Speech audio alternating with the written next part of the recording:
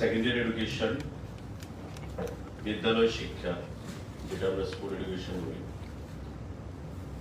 300 vacant post graduate teacher PGT তা নিয়োগ করা হবে। 300 পোস্ট গ্রাজুয়েট টিচার নিয়োগ করা হবে। তার মধ্যে সোসিওলজি 75 75, সাইকোলজি 75, জিওগ্রাফি 75 এবং economics 75, all put together 300. I repeat, PGT Sociology 75, 75, PGT Psychology 75, 75, PGT Geography 75, PGT Economics 75. আমাদের আজকে ক্যাবিনেট মিটিংয়ে মুখ্যমন্ত্রীর পৌরোহিত্যে এই সিদ্ধান্ত গৃহীত হয়েছে যে সারা রাজ্যে যে পরিমাণ আমাদের পিজিটি টিচার দরকার বা প্রয়োজন তার থেকে কিছুটা কম রয়েছে। তাই 300 পিজিটি যে পোস্ট খালি রয়েছে সেগুলোকে, পোস্ট ক্রিয়েটেড ছিল সেগুলোকে ফিল আপ করে যে চাহিদাটা পিজিটি টিচারদের সেটা অনেকটাই সেখানে পূরণ করা হবে। তৎসঙ্গে 64 গ্রাজুয়েট টিচার পূরণ করা হবে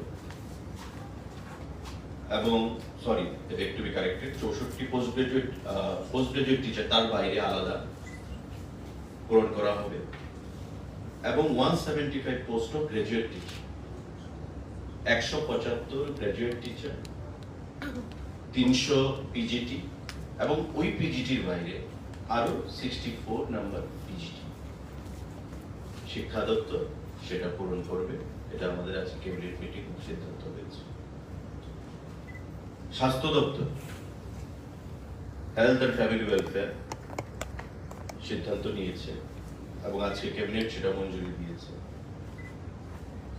যে 143 post of lab technician, laboratory technician, যেটা আমরা দেখেছি যে কোভিড মহামারীর সময় ল্যাব টেকনিশিয়ান থেকে শুরু করে ডাক্তার প্রত্যেকেই ফ্রন্টলাইন ওয়ারিয়ার হিসেবে কাজ করেছে। তার মধ্যে ল্যাব টেকনিশিয়ান যারা, তার একটা গুরুত্বপূর্ণ ভূমিকা গ্রহণ করেছে এবং এর সংখ্যাটা বৃদ্ধি করার জন্য, যাতে আগামী দিনে স্বাস্থ্যের যে ইনফ্রাস্ট্রাকচার পরিকাঠামো আমরা বৃদ্ধি করতে পারি, তাই হেলথ এবং ফ্যামিলি ওয়েলফেয়ার দপ্তর 143 জন ল্যাব টেকনিশিয়ানকে সেখানে নিয়োগ করবে পরীক্ষার মাধ্যমে। তার যে এক্সিস্টিং আরআর রয়েছে, রিক্রুটমেন্ট রুলস, সেটাকে ফলো করে এবং যে নর্মাল নর্মস রয়েছে সেটাকে ফলো করে আজকে ক্যাবিনেট মঞ্জুরি দিয়েছে যে 143 জন পোস্ট অফ ল্যাব টেকনিশিয়ান সেটা পূরণ করা হবে। Proposal for creation of 348 post of special educator graduate on fixed pay basis under Directorate of Secondary Education.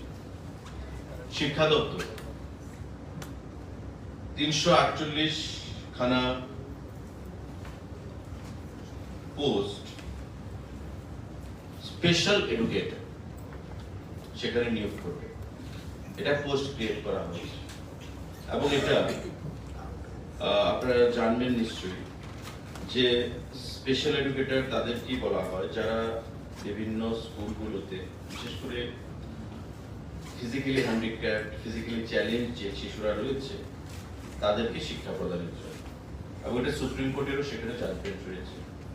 তাই রাজ্য শিক্ষা দপ্তর সিদ্ধান্ত নিয়েছে যে এই 348 খানা যে স্পেশাল এডুকেটর সেটা পোস্ট ক্রিয়েট করে রাখা হয়েছে। পরবর্তী সময় অ্যাজ পার রিকোয়ারমেন্ট সারা রাজ্যে বিভিন্ন স্কুলে তাদেরকে নিয়োগ করতে দেওয়া হবে। আমাদের আজকের ক্যাবিনেট মিটিংয়ে সাংবাদিক বন্ধুরা সিদ্ধান্ত গ্রহণ করা হয়েছে আমাদের যে টিআইটি রয়েছে, যে engineering college, degree college, Tripura institute of technology, তাতে যে প্রিন্সিপাল, সেই প্রিন্সিপাল যে পদটা রয়েছে সেটা নিয়োগ করার জন্য proposal for filling up of one post of principal technical engineering degree college in Tripura, that is Tripura Institute of Technology, TIT Nursingpur, under education higher department. এটা as per the existing RR, যে একটা AICT এর guideline রয়েছে, all India council of technical education, সেই AICT এর guideline অনুযায়ী সেটা নিয়োগ করা হবে as per the existing RR।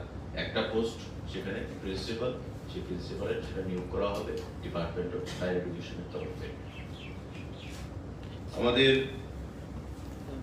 গুরুত্বপূর্ণ সিদ্ধান্তগুলোর মধ্যে আজকে এই সিদ্ধান্তগুলো গ্রহণ করা হয়েছে।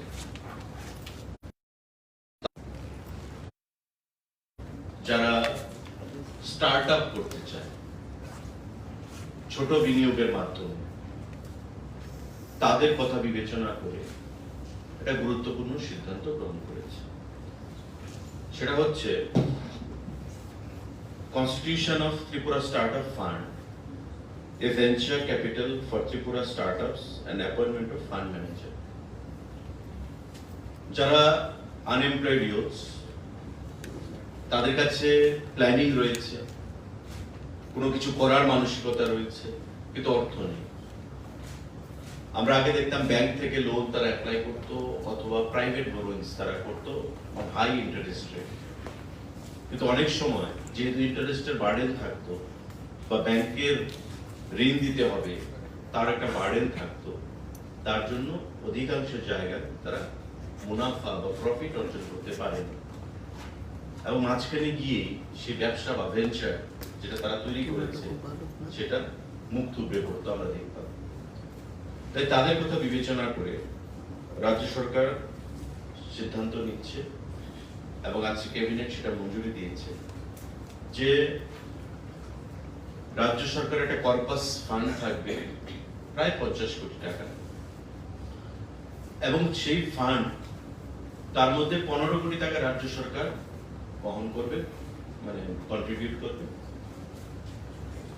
একটা ফান্ড ম্যানেজার, যেমন আমাদের নেট ফি রয়েছে এবং আমাদের সেট ফি, আমাদের আলোচনা হয়েছে যে ফান্ড ম্যানেজার হিসেবে সেটবি ভেঞ্চার ক্যাপিটাল তারা 10 কোটি টাকা বহন করবে, অর্থাৎ রাজ্য সরকার 15 কোটি, সেটবি 10 কোটি, 25 কোটি। বাকি 25 কোটি টাকা আমরা বিভিন্ন পিএসইউ, বিভিন্ন সেক্টর থেকে ইফ নেসেসারি আমরা চাইব তারা বহন করবে, এবং কোনো লোন, কোনো ইন্টারেস্ট ছাড়া যারা বেকাররা স্টার্ট আপ করতে চায় কোনো ইন্টারেস্ট দিতে হবে না, তারা ডিপিআর সাবমিট করবে রাজ্য সরকারের কাছে। এই ডিপিআর, যে ডিটেইল প্রজেক্ট রিপোর্ট আমরা যাকে বলি, তাদের প্রজেক্ট রিপোর্ট জমা দেবে, তারা কি করতে চাইছে। এই ডিপিআর কে এক্সামিন করা হবে এবং এক্সামিন করে ইভ্যালুয়েশন করে অ্যানালাইসিস করে সিদ্ধান্ত গ্রহণ করবে এবং তাদেরকে অর্থ প্রদান করা হবে। তাদের কোনো ইন্টারেস্ট প্রয়োজন নেই। রাজ্য সরকার সিডবির সঙ্গে মিলে 25 কোটি টাকার মতো তারা কন্ট্রিবিউট করবে অর্থ। টোটাল 50 কোটি টাকার ধার্য মাত্রা, সেখানে লক্ষ্যমাত্রা রাখা হয়েছে।